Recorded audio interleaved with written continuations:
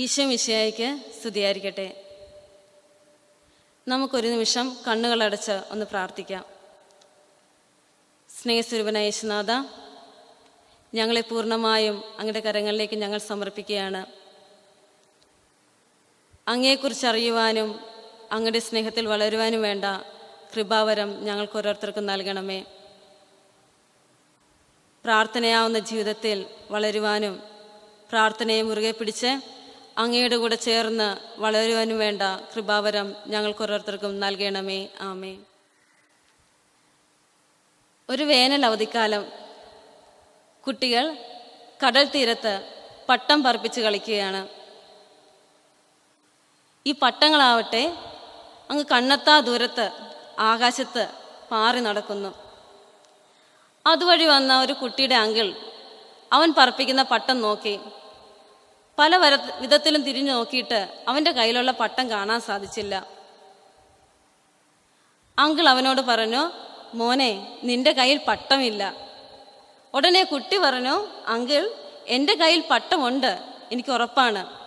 ഉടനെ അങ്കിൾ പറഞ്ഞു, എങ്കിൽ നീ ആ പട്ടം എന്നെ കാണിച്ചു തന്നേ. പക്ഷേ കുട്ടിക്ക് കാണിക്കാൻ പറ്റാത്തത്ര ദൂരത്തായിരുന്നു ആ പട്ടം. അങ്കിളിന് അത് മനസ്സിലായില്ല എന്ന് മനസ്സിലാക്കിയ കുട്ടി അവൻ്റെ കയ്യിലുണ്ടായിരുന്ന പട്ടം എടുത്ത് അങ്കിളിൻ്റെ കയ്യിലോട്ട് കൊടുത്തു. ആ പട്ടത്തിൻ്റെ നൂല് അങ്കിളിനെ ഏൽപ്പിച്ചിട്ട് പറഞ്ഞു, അങ്കിൾ, അങ്കിളിൻ്റെ കയ്യിലൊരു വലിവ് തോന്നുന്നില്ലേ? ആ നൂലൊന്ന് പിടിച്ചേ, അങ്കിളിൻ്റെ വിരലുകൾക്കിടയിൽ ഒരു തുടിപ്പ് തോന്നുന്നില്ലേ? അങ്കിളിന് അനുഭവപ്പെടുന്ന ഈ തുടിപ്പാണ് ഈ പട്ടം എൻ്റെ കയ്യിലുണ്ടെന്നുള്ള എനിക്കുള്ള ഉറപ്പ്. അതേ പ്രിയ മക്കളെ, നമ്മൾ കഴിഞ്ഞ ക്ലാസ്സിൽ പഠിച്ചതുപോലെ അദൃശ്യനായ ദൈവത്തെ കാണുവാനായിട്ട് മനുഷ്യരുടെ ഹൃദയങ്ങളിൽ ഒരു തുടിപ്പുണ്ട്. ദൈവത്തെ കാണുവാൻ, അവിടുത്തെ അനുഭവിക്കാൻ മനുഷ്യഹൃദയങ്ങളിൽ ഒരു ദാഹമുണ്ട്. മനുഷ്യഹൃദയങ്ങളുടെ അഥവാ മനുഷ്യാത്മാവിൻ്റെ ഈ ദാഹത്തെ, ഈ തുടിപ്പിനെ അനുഭവവേദ്യമാക്കുന്നത് നമ്മുടെ പ്രാർത്ഥനയാണ്. അതായത് ദൈവവും മനുഷ്യനുമായുള്ള ഒരു ആത്മബന്ധമാണ് പ്രാർത്ഥന. പ്രാർത്ഥനയാണ് ഈ ബന്ധം നിലനിർത്തുന്നതും ഇതിൽ ആഴമായി വളരാൻ സഹായിക്കുന്നതും. അതായത് പ്രാർത്ഥന എന്നാൽ ദൈവത്തോട് കൂടെയായിരിക്കുക, ടു ബി വിത്ത് ഗോഡ്.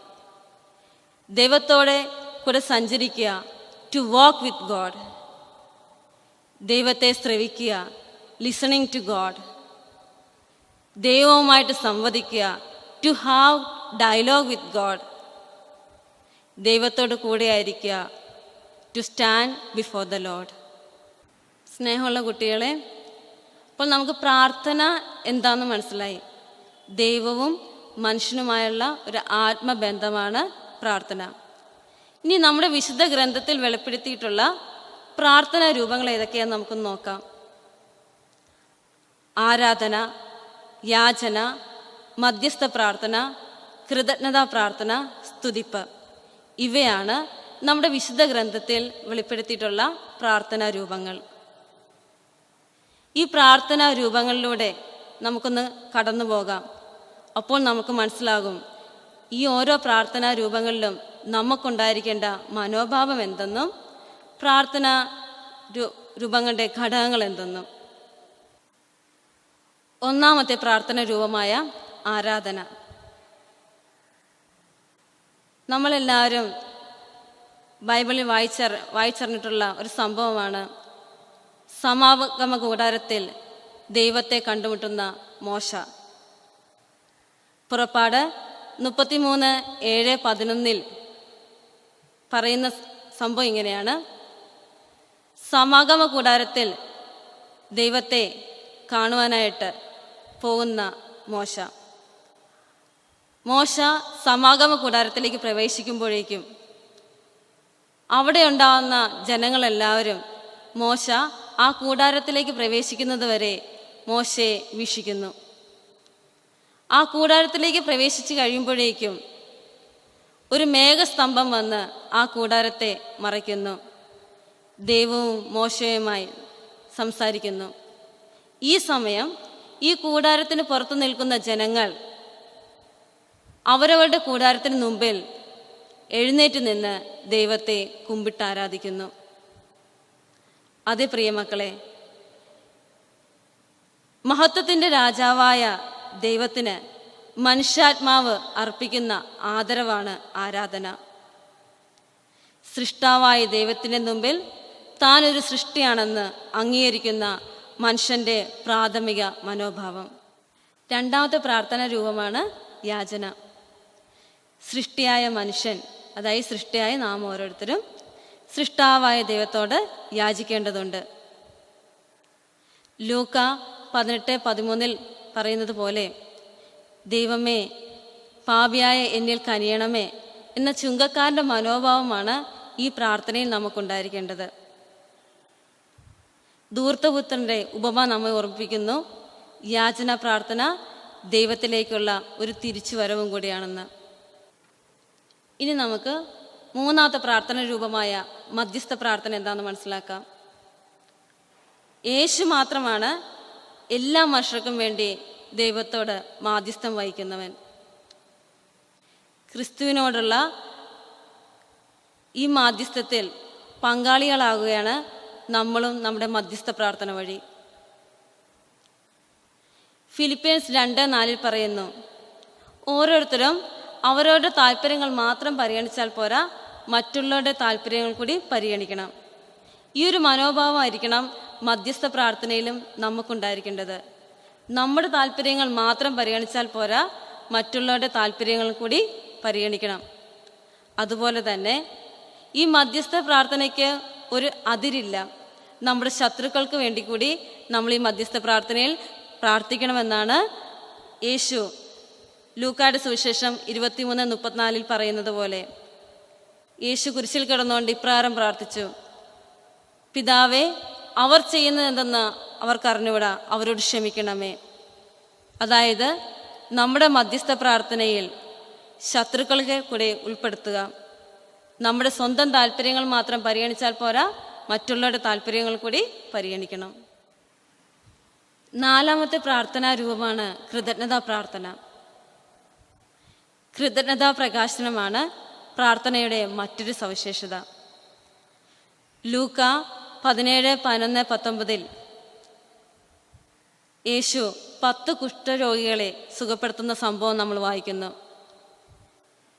ഈ രോഗവിമുക്തി നേടിയ 10 പേരിൽ ഒരാൾ ദൈവത്തെ സ്തുതിച്ചുകൊണ്ട് തിരിച്ചു വരുന്നു.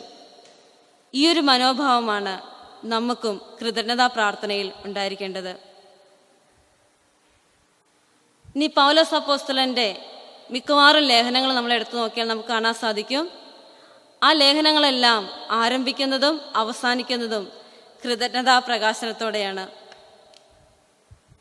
യാചനാ പ്രാർത്ഥനയിൽ എന്നതുപോലെ ഈ കൃതജ്ഞതാ പ്രാർത്ഥനയിലും എല്ലാ കാര്യങ്ങളും നമ്മൾ ഉൾപ്പെടുത്തണം. നമ്മുടെ സങ്കടങ്ങളുമാകാം, സന്തോഷങ്ങളുമാകാം, എന്തുമാവട്ടെ എല്ലാ കാര്യങ്ങളും നമ്മുടെ കൃതജ്ഞതാ പ്രാർത്ഥനയിൽ ഉൾപ്പെടുത്തിക്കൊണ്ട് ദൈവത്തിന് കൃതജ്ഞതാ സ്തോത്രം അർപ്പിക്കണം. അഞ്ചാമത്തെ പ്രാർത്ഥനാ രൂപമാണ് സ്തുതിപ്പ്. സ്തുതിക്കും മഹത്വത്തിനും യോഗ്യനായവൻ ദൈവം മാത്രമാണ്.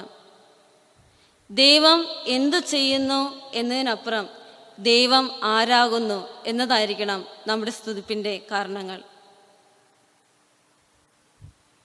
പ്രാർത്ഥനയുടെ എല്ലാ രൂപവും ഉൾക്കൊള്ളുകയും ആവിഷ്കരിക്കുകയും ചെയ്യുന്ന വിശുദ്ധ കുർബാനയാണ് ദൈവത്തിന് അർപ്പിക്കുന്ന ഏറ്റവും വലിയ സ്തോത്രബലി. സ്നേഹമുള്ള കുട്ടികളെ, നമ്മളിപ്പോൾ പഠിച്ചത് എന്താണ് പ്രാർത്ഥനയെന്നും ദൈവവും മനുഷ്യനുമായുള്ള ആത്മബന്ധമാണ് പ്രാർത്ഥന. ഈ ആത്മബന്ധം നിലനിർത്താനായിട്ടുള്ള ഒരു ചരട് കൂടിയാണ് പ്രാർത്ഥന. ഈ പ്രാർത്ഥനയുടെ വിവിധ രൂപങ്ങൾ വിശുദ്ധ ഗ്രന്ഥത്തിൽ വെളിപ്പെടുത്തിയിട്ടുള്ള വിവിധ രൂപങ്ങളാണ് നമ്മളിപ്പോൾ മനസ്സിലാക്കിയത്. അത് ഏതൊക്കെയാണെന്ന് ഒന്നും കൂടെ പറയാം. ആരാധന, യാചന, കൃതജ്ഞത, മധ്യസ്ഥ പ്രാർത്ഥന, സ്തുതിപ്പ്. ഇനി ഈ എല്ലാ പ്രാർത്ഥന രൂപങ്ങളിലും വെച്ച് ഏറ്റവും ശ്രേഷ്ഠമായ പ്രാർത്ഥന ഏതാണെന്ന് നമുക്ക് നോക്കാം. യോഹന്നാൻ തൻ്റെ ശിഷ്യന്മാരെ പഠിപ്പിച്ചതുപോലെ ഞങ്ങളെയും പ്രാർത്ഥിക്കാൻ പഠിപ്പിക്കൂ എന്ന് ശിഷ്യന്മാർ കർത്താവിനോട് പറഞ്ഞപ്പോൾ കർത്താവ് പഠിപ്പിച്ച പ്രാർത്ഥനയാണ് സ്വർഗസ്ഥനായ പിതാവേ എന്ന പ്രാർത്ഥന. ഈ പ്രാർത്ഥനയാണ് സഭയുടെ ഏറ്റവും ഉത്കൃഷ്ടമായ പ്രാർത്ഥന. വിശുദ്ധ തോമസ് അക്വിനാസ് പറയുന്നത് പ്രാർത്ഥനകളിൽ ഏറ്റവും പൂർണ്ണമായതാണ് സ്വർഗസ്ഥനായ പിതാവേ എന്ന പ്രാർത്ഥന. അപ്പോൾ പ്രിയ മക്കളെ, നിങ്ങളിപ്പോൾ പഠിച്ച ഈ പ്രാർത്ഥനാ